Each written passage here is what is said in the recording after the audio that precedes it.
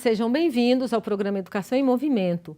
Hoje nós retomamos as discussões sobre como o Exame Nacional do Ensino Médio, o Enem, tem ou não cumprido seu papel de avaliar e melhorar os currículos escolares e o seu papel, fundamentalmente, como política pública. Para dar sequência a essa nossa conversa, nós recebemos novamente a professora da PUC Minas, Lenise Ortega, e o assessor pedagógico para políticas educacionais do ensino médio, da Secretaria Estadual de Educação, Vladimir Coelho. Mas antes, vamos relembrar os principais pontos da discussão que a gente fez sobre o Enem, desde a sua criação até aí, quase 20 anos já, de percurso deste Exame Nacional.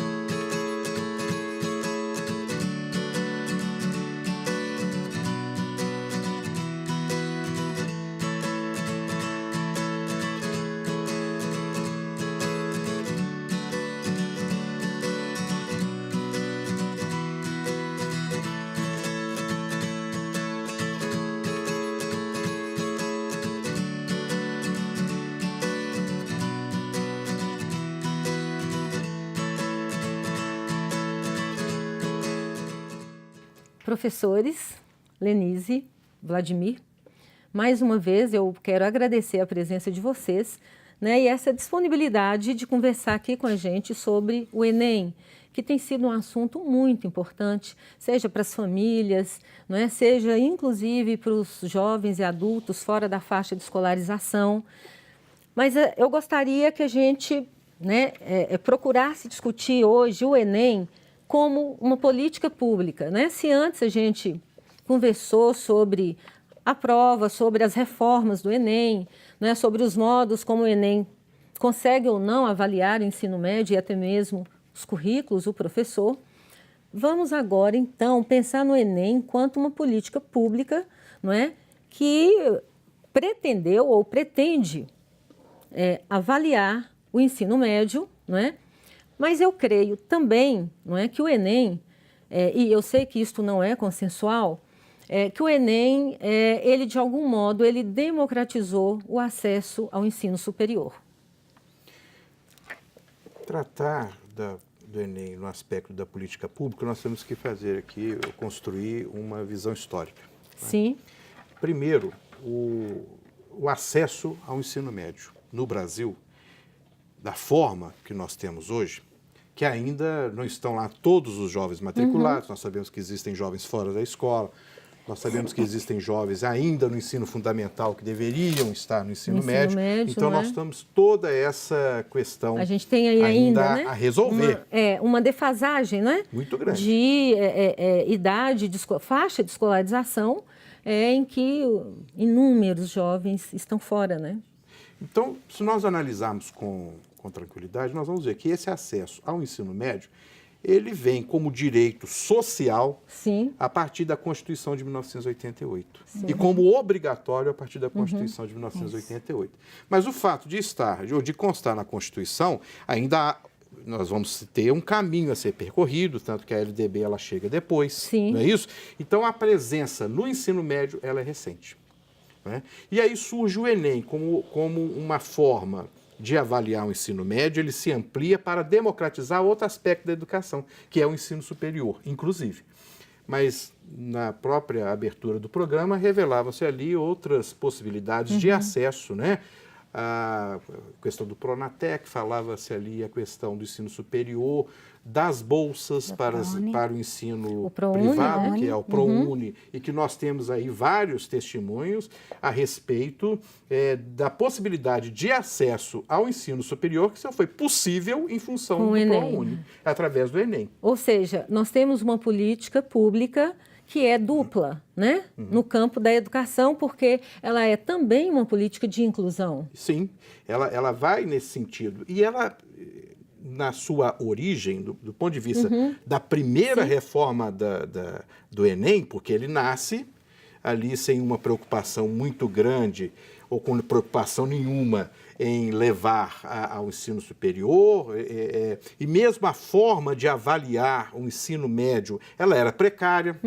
porque nós não tínhamos ali, não havia nenhuma referência anterior, mas também não havia uma metodologia nas avaliações que permitisse tal avaliação. Quer dizer, no fundo, foi uma experiência, e ela é valiosa exatamente por nos dar, não é, o feedback de como é que essa política teria que ser construída, não é? E ela só foi possível porque, além da ampliação do ensino médio, com todas essas deficiências que nós que a gente sabe que ainda permanecem, não é? Nós vamos observar, há um crescimento do ponto de vista dos estabelecimentos de ensino privado, sim, mas houve também um aumento no número de universidades federais e a criação, não é, dos centros de técnicos, não é, dos IFETs, que também foram criados. Sem dúvida nenhuma, né? Criados, e eles fazem parte dessa política. Então, nós temos aí realmente uma política de democratização da educação, garantido, de um lado, o cumprimento, né, desse dever ou desse direito social, que é a educação básica, que é obrigatória. E aqui é também direito do Estado e da família, não é? É obrigação. É obrigação, exatamente.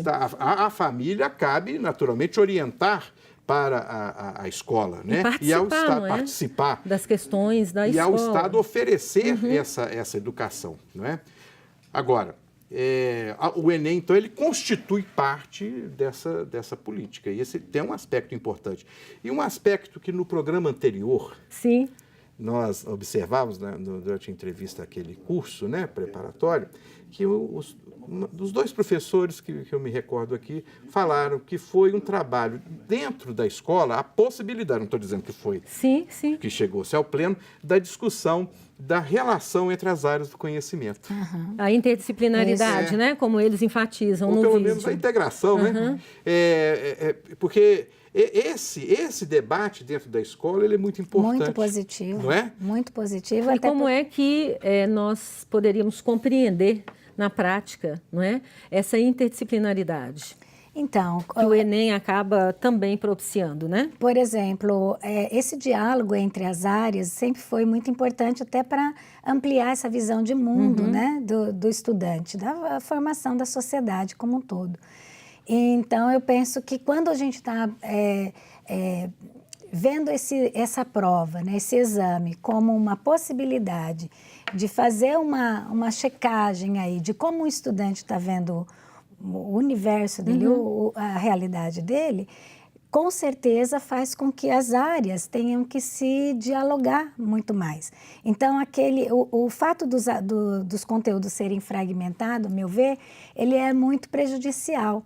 E com esse exame, com essa proposta mais interdisciplinar, faz com que as outras áreas possam dialogar e produzir um conhecimento diferenciado. Pois é, veja bem, não é? Quer dizer, o que nós estamos dizendo aqui, né, com a interdisciplinaridade, no fundo, é a discussão dos currículos que as escolas adotam. Exatamente. Não é? Quer dizer, então o Enem, ele tem, inclusive, este mérito, não é, de mexer naquilo que faz a escola, não é, na eleição lá das disciplinas, das cargas horárias e tal.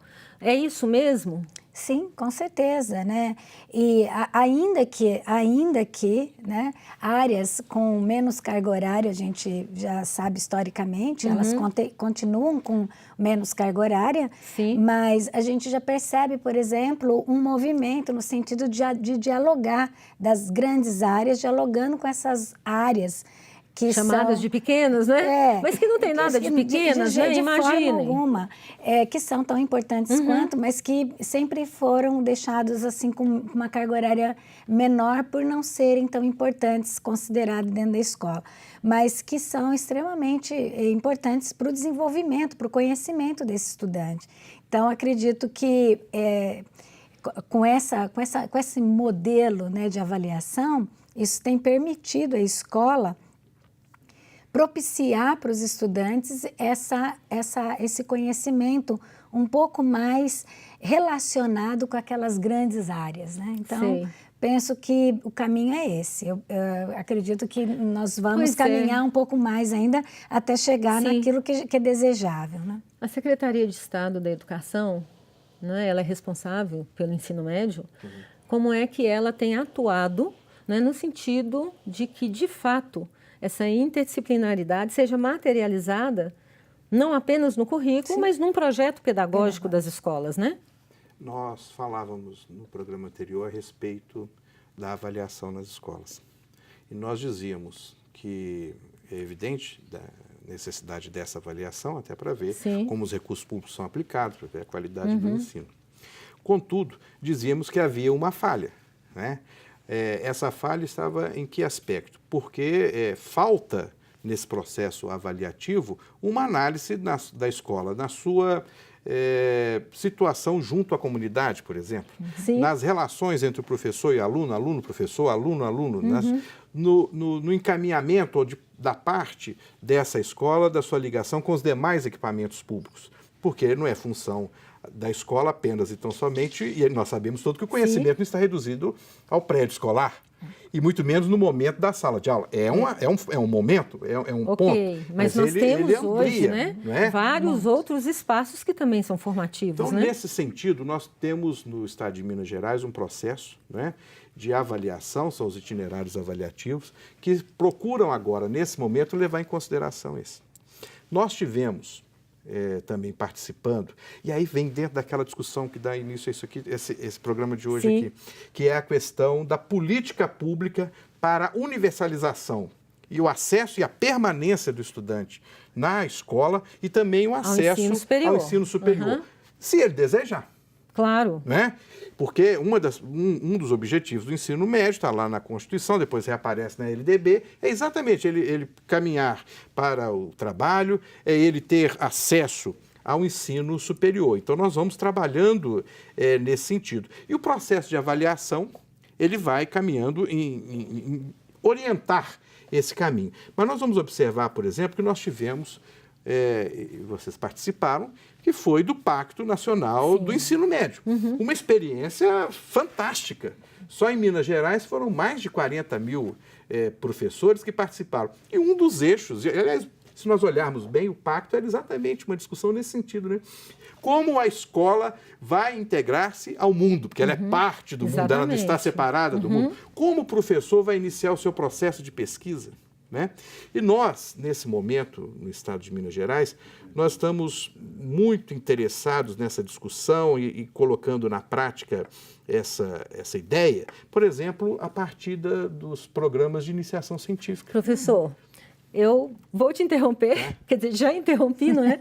Voltamos, então, no próximo bloco para que a gente aprofunde aí nessa discussão, não é, do Enem, do ensino médio. Perfeito. Não saia daí, porque a gente volta já já.